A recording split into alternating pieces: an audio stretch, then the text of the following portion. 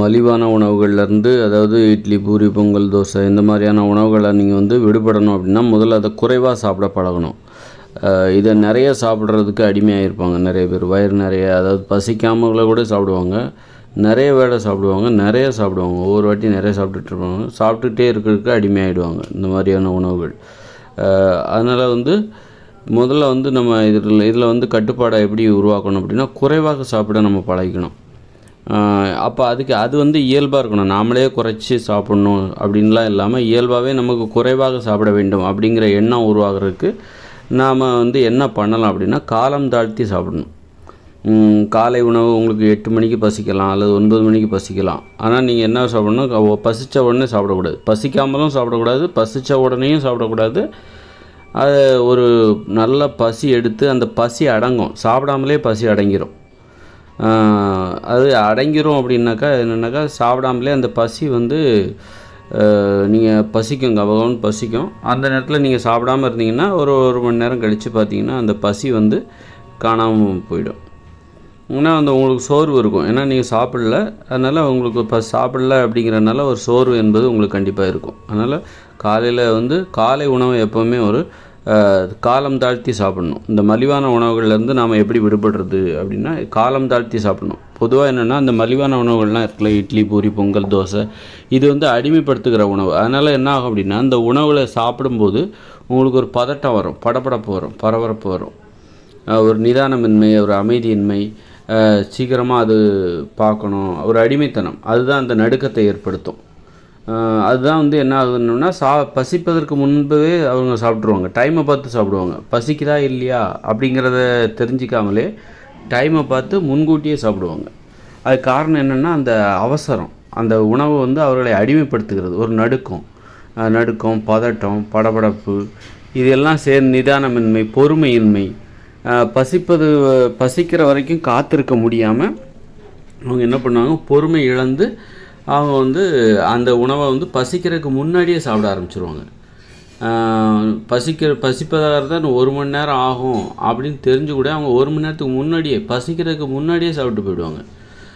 பசிக்கிற வரைக்கும் பொறுமையாக இருக்க மாட்டாங்க அந்தளவுக்கு. அது காரணம் என்னென்னா இந்த அடிமைப்படுத்துகிற உணவுகள். இது வந்து ஒருத்தரை அடிமைப்படுத்தும் போது அவர்கள் என்ன பண்ணுவாங்கன்னா அப்படின்னா இந்த மாதிரி தான் படபடப்பு வரும், அதை பார்த்து அமைதியின்மை, பொறுமையின்மை வரும், நிதானமின்மை, காத்திருக்க முடியாமை, இந்த மாதிரி ஒரு உணர்வு ஏற்படும், மனநிலை ஏற்படும். அதுதான் என்ன ஆகுனா பசிக்கிறதுக்கு முன்னாடியே அவர்கள் சாப்பிடுவதற்கு காரணம். பசி ஏற்பட வேண்டிய அவசியம் இல்லை, ருசிக்காக சாப்பிடுவாங்க. அதனால் வந்து பசித்து இந்த உணவை வந்து பசித்தாலும் சாப்பிடக்கூடாது, பசிக்கிறதுக்கு முன்பும் சாப்பிடக்கூடாது, பசித்த உடனேயும் சாப்பிடக்கூடாது.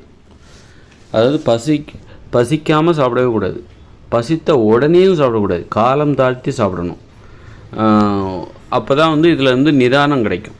பசித்த உடனே சாப்பிடக்கூடாது, பசிக்கும் போது ஒரு படபடப்பு வந்துடும். ஏன்னா நம்ம சாப்பிட போகிறது இட்லியோ, பூரியோ, பொங்கலோ, தோசையோ, பிரியாணியோ, சாதமோ, தயிர் சாதமோ அல்லது சாம்பார் சாதமோ, வத்த குழம்போ, சாம்பாரோ, இந்த மாதிரி உணவுகளை சாப்பிடும்போது இது பற்றிய நினப்பு இருக்குல்ல, ஒரு பரோட்டா சாப்பிட்லாம், தோசை சாப்பிட்லாம், இது பற்றிய நினப்பு இருக்குல்ல, இந்த மலிவான உணவுகளை பற்றிய எதிர்பார்ப்பு அது நமக்குள்ள படபடப்பை ஏற்படுத்தும், ஒரு நிதானமின்மையை, அமைதியின்மையை ஏற்படுத்தும், பொறுமையின்மையை ஏற்படுத்தும்.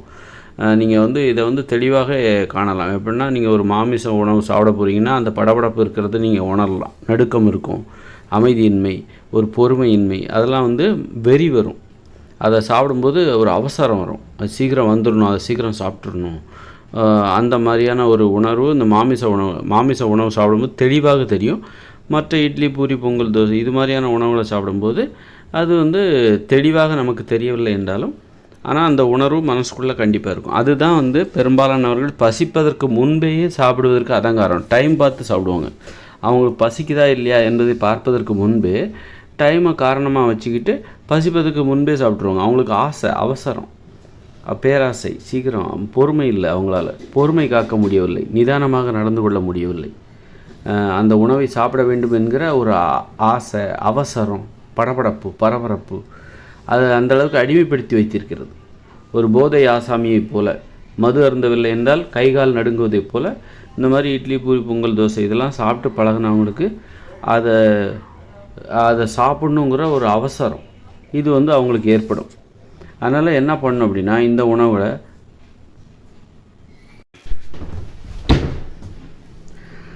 பசிக்காமல் சாப்பிடவே கூடாது. பசிக்காமல் எக்காரணம் கொண்டு சாப்பிடவே கூடாது. பசித்த பிறகும் உடனே சாப்பிடக்கூடாது. காலம் தாழ்த்தி சாப்பிடணும். அப்போ தான் உங்களுக்குள்ள அந்த படபடப்பு, பரபரப்பு, அமைதியின்மை, பொறுமையின்மை, நிதானமின்மை, நடுக்கம், இந்த உணவுகளை அந்த சாப்பிடுகிற ஆவலில் உங்களுக்கு ஏற்படுகிற படபடப்பு, அமைதியின்மை, பொறுமையின்மை, நிதானமின்மை, படபடப்பு, பரபரப்பு, அவசரம், ஆசை, இது எல்லாம் அடங்கணும், ஏமாற்றணும். அந்த மனசு எதிர்பார்க்கும் வேகமாக. அந்த நேரத்தில் அது கொடுக்கக்கூடாது. உணர்வை கொடுக்கக்கூடாது. உடம்பு எதிர்பார்க்கும். இந்த உணவை சாப்பிட வேண்டும் என்கிற ஆசையில் உடம்பு படபடக்கும், நடுங்கும், அவசரப்படும், நிதானம் இழக்கும், பொறுமை இழக்கும். அதனால் உடனே நம்ம கொடுக்கக்கூடாது. அதை ஏமாற்றணும். அது ஏமாற்றமாகி என்ன ஆகும் அப்படின்னா, அந்த பசிக்கிற நேரத்தில் கொடுக்கலன்னா அந்த உடம்பு என்ன பண்ணும், அப்படி வெறுத்துரும். ஒரு வெறுப்பு வரும். இந்த உணவு மீதே ஒரு வெறுப்பு வரும்.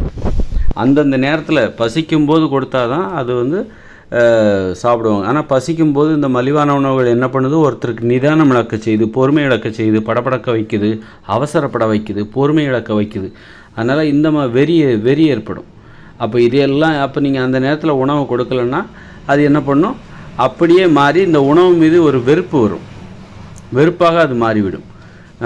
நீங்கள் ரொம்ப ஆசையாக எதிர்பார்த்த அந்த உணவு நீங்கள் எதிர்பார்த்த நேரத்தில் அது கிடைக்கலங்கும்போது அந்த உணவு மீதே உங்களுக்கு வெறுப்பு ஏற்படும். 9 மணிக்கு உங்களுக்கு பசிக்குது அப்படின்னா நீங்கள் என்ன பண்ணணும், உடனே உணவு கொடுக்காம 10:30க்கு கொடுங்க.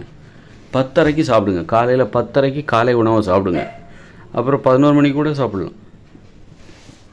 அப்போ என்ன ஆகுன்னா அதிகமாக சாப்பிட மாட்டீங்க. ஏன்னா உங்களுக்கு வெறுப்பு வந்துருச்சு. ரொம்ப ஆசையாக எதிர்பார்த்துட்டு இருந்த அந்த உணவு அந்த நேரத்தில் கிடைக்கல அப்படிங்கும்போது உங்களுக்கு அந்த உணவு மீதே வெறுப்பு வந்துடும். என்ன உணவு அப்போ வெறுப்பு வந்துடும். அப்போ நீங்கள் எப்போவுமே காலை உணவை 10:30க்கு மேலே சாப்பிட்டீங்கன்னா ஒரு வெறுப்போடு தான் சாப்பிடுவீங்க. உங்களுக்கு ஒரு 9 மணிக்கு இருந்த ஆசை, அது எதிர்பார்ப்பு, அது இப்போ இருக்காது. அந்த உணவு மீது உங்களுக்கு இருந்த எதிர்பார்ப்பு இப்போ இருக்காது. அதனால் என்ன பண்ணுவீங்கன்னா குறைவாகத்தான் சாப்பிடுவீர்கள். ஏன்னா ஒரு வெறுப்போடு சாப்பிட்றீங்க. சாப்பிட்டு தான் ஆகணும். கொஞ்சம் சோர்வாக இருக்கும், சாப்பிட்டு தான் ஆகணும். வெறுப்போடு சாப்பிடுவீங்க. அப்போ குறைவாகத்தான் சாப்பிடுவீர்கள். ஒரு 9 மணிக்கு பசிக்கும் போதே கொடுத்துருந்தா நிறைய சாப்பிட்ருப்பீங்க. அது பசிக்கும் போதே சாப்பிடாமல் ஒரு 1.5 மணி நேரம் கழித்து 10:30க்கு அந்த உணவை கொடுக்கும்போது உங்களுக்கு அந்த உணவு மேலே ஒரு வெறுப்பு வந்துடும். நல்லா சாப்பிடுவீங்க. அப்போ குறைவாகத்தான் சாப்பிடுவீங்க. இப்படி மதிய உணவை 3 மணிக்கு சாப்பிடுங்க, அதாவது 2:30க்கு சாப்பிடுங்க, அல்லது 3 மணிக்கு சாப்பிடுங்க. இப்படி காலம் தாழ்த்தி சாப்பிடுவதால் இந்த மலிவான உணவுகளை குறைவாக சாப்பிடுகிற வழக்கம் வந்துவிடும். உணவு மேலே இது குறைவாக சாப்பிட்டா நிறைய சாப்பிட்றது ரொம்ப இந்த உணவை சாப்பிட்டாலே தீங்கு தான். அப்போ அந்த உணவை நிறைய சாப்பிடும்போது ஏராளமான ஆபத்துகள் இருக்குது. உடல் பருமன், இப்படி நிறைய ஆபத்துகள்லாம் இருக்குது. நீங்கள் காலம் தாழ்த்தி சாப்பிடும்போது என்ன ஆகுதுன்னா குறைவாக சாப்பிடுவீங்க, ஒரு வெறுப்போடு சாப்பிடுவீங்க. அந்த உணவு மீதான ஒரு ஆசை, அவசரம், பொறுமையின்மை, எதிர்பார்ப்பு, இதெல்லாம் அடங்கி ஒரு நிதானமாக அதை சாப்பிட்றதுக்கான வழக்கம் உங்கள்கிட்ட வந்துடும். இந்த உணவை பார்த்தா நீங்கள் அவசரப்பட மாட்டீங்க, படபடக்க மாட்டீங்க, பரபரக்க மாட்டீங்க, நிதானம் இழக்க மாட்டீங்க, அவசரப்பட மாட்டீங்க, பொறுமை இழக்க மாட்டீங்க. ஏன்னா நீங்கள் எப்போவுமே காலம் தாழ்த்தி சாப்பிடுகிற அந்த வழக்கத்தால் இந்த உணவை பார்த்தா கூட நீங்கள் நிதானமாக இருக்க பழகுவீர்கள். உங்களுக்கு இருக்கிற நடுக்கம், அவசரம், பொறுமையின்மை, இதெல்லாம் உங்களுக்கு வரவே வராது. சுகர் நோய் கூட வராது. சுகர்லாம் வரவே வராது. நீங்கள் காலம் தாழ்த்தி சாப்பிட்டீங்கன்னா உங்களுக்கு சுகர் வராது. சுகர் வந்தவங்க பாருங்கள், பயந்து அவசரப்பட்டு வேலைக்கு சாப்பிட்றணுன்ட்டு அவசரப்பட்டு சாப்பிடுவாங்க. அவங்களுக்கு பயம், அந்த பசியை கண்டாலே பயம். அவங்களால அப்போ அவர்களுக்கு என்ன மருந்துன்னா, அவர்களுக்கு காலம் தாழ்த்தி சாப்பிடுவது தான் அவர்களுக்கு சரியான மருந்து. காலம் தாழ்த்தி நல்லா பசிக்க விட்டு குறைவாக அவர்களுக்கு குறைவாகவும் சாப்பிட்டாகணும். நிறைவாக சாப்பிட்டா அதுவே பிரச்சனை. அதனால் குறைவாக சாப்பிடணும், காலம் தாழ்த்தி சாப்பிடணும். அப்போ அவங்களுக்கு மன உறுதி அதிகமாகும். அந்த பயங்கிறது குறையும், நடுக்கமும் குறையும். அவர்களுக்கு காலப்போக்கில் இந்த சுகர் கூட இல்லாமல் போயிடும்.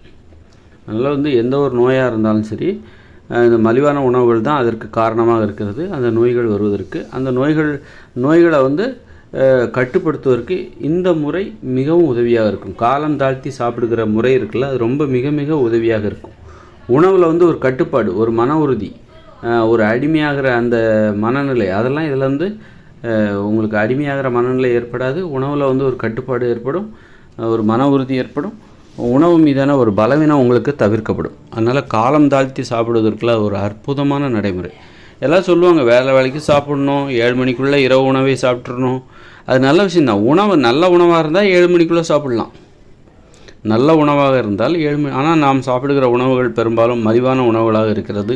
இட்லி, பூரி, பொங்கல், தோசை, பிரியாணி, பழைய சாதம் இந்த மாதிரியான உணவுகளாக இருக்கிறது. ஆதலால் இந்த மாதிரியான உணவுகள் நம்மை அடிமைப்படுத்தக்கூடியவை. அதனால் இந்த மாதிரியான உணவுகளின் ஆரம்பகட்ட கட்டுப்பாடு என்னவென்றால் குறைவாக சாப்பிடுவது. அப்போ குறைவாக சாப்பிட வேண்டுமென்றால் அது எப்படி சாப்பிடுவது என்றால், நீங்களே குறைச்சிக்கூடாது. உங்களுக்கு மனசில் ஆசை இருக்கும், நீங்களே குறைச்சிக்கூடாது. அதை எப்படி குறைவாக சாப்பிடணும் அப்படின்னா, குறைவாக சாப்பிடுவதை எப்படி இயல்பாக மாற்ற வேண்டும் என்றால், அந்த உணவு மீது ஒரு வெறுப்பை ஏற்படுத்த வேண்டும். அந்த வெறுப்பை எப்படி ஏற்படுத்த முடியும்? அப்போ வெறுப்பு வந்துச்சுன்னா நீங்கள் குறைவாக, ரொம்ப ஆசையோடு இருக்கும்போது நிறையா சாப்பிடுவீங்க. அப்போ அதில் அந்த உணவு மீது உங்களுக்கு ஒரு வெறுப்பு ஏற்பட வேண்டும். ஏற்பட்டால் நீங்கள் குறைவாக சாப்பிடுவீங்க. அது எப்படி நடக்கும் அப்படின்னா, பசிக்கிறதுக்கு முன்னாடியே சாப்பிடாதீங்க, பசித்த உடனே சாப்பிடாதீங்க, காலம் தாழ்த்தி சாப்பிடுங்க. காலம் தாழ்த்தும் போது அந்த உணவு மீது உங்களுக்கு வெறுப்பு வந்துவிடும். ரொம்ப ஆசையாக எதிர்பார்ப்பீங்க. அந்த பசியோடு இருக்கும்போது உணவு மீது ஒரு ஆசை, எதிர்பார்ப்பு, அவசரம், இதில் எல்லாமே இருக்கும். எதிர்பார்ப்பீங்க. ஆனால் அது அந்த நேரத்தில் உங்களுக்கு கிடைக்காது. 9 மணிக்கு நல்லா பசிக்கும். ஆனால் உங்களுக்கு அந்த நேரத்தில் 9, 9:30, 10 மணி அந்த மனம் எதிர்பார்த்து அந்த உணவு மீதே வெறுப்பு வந்துடும். இப்போ இந்த உணவு தேவையில்லை அப்படி வெறுப்பு வந்துடும். அப்புறம் 10:30க்கு நீங்கள் சாப்பிடுவீங்கல்ல, ஒரு வெறுப்போடு சாப்பிடுவீங்க. வெறுப்போட கடமைக்கு சாப்பிடுவீங்க, கொஞ்சமாக தான் சாப்பிடுவீங்க. அப்போது அந்த உணவு மீது ரொம்ப ஆசையோடு சாப்பிடும்போது நிறைய சாப்பிடுவீங்க. வெறுப்பு வந்துச்சுன்னா குறைவாக தான் சாப்பிடுவீங்க. அதனால் வெறுப்பை எப்படி வரவழைப்பது என்றால் காலம் தாழ்த்தி சாப்பிட வேண்டும். காலம் தாழ்த்தி அந்த உணவு மீது உங்களுக்கு காலம் தாழ்த்தும் போது உணவு மீது உங்களுக்கு வெறுப்பு வந்துவிடும். பசியை தாங்குகிற திறன் உங்களுக்கு வளரும். அப்புறம் கட்டுப்பாடு, மன உறுதி இது எல்லாம் அதிகரிக்கும். உணவு கட்டுப்பாடு, மன உறுதி, உணவு மீது உங்களுக்கு இருக்கிற பலவீனம் இது எல்லாமே குறைந்துவிடும். அதுவே உங்களுக்கு உடலில் உள்ள ஏதாவது நோய்கள் இருந்தால் அதனை கட்டுப்பாட்டிற்குள் கொண்டு வரும். அற்புதமான நடைமுறை இது. இது ஒரு விதிமுறை. மலிவான உணவுகளை எப்படி சாப்பிட்ணும் அப்படி என்பதற்கான ஒரு விதிமுறை இது. இட்லி, பூரி, பொங்கல், தோசை இது போன்ற போதை உணவுகளை எப்படி சாப்பிட்ணும், நம்மை அடிமைப்படுத்துகிற இந்த உணவுகளை நாம் சாப்பிடுவதாக இருந்தால் எப்படி சாப்பிட வேண்டும் என்பதற்கான விதிமுறை தான் நான் மேலே கூறியது.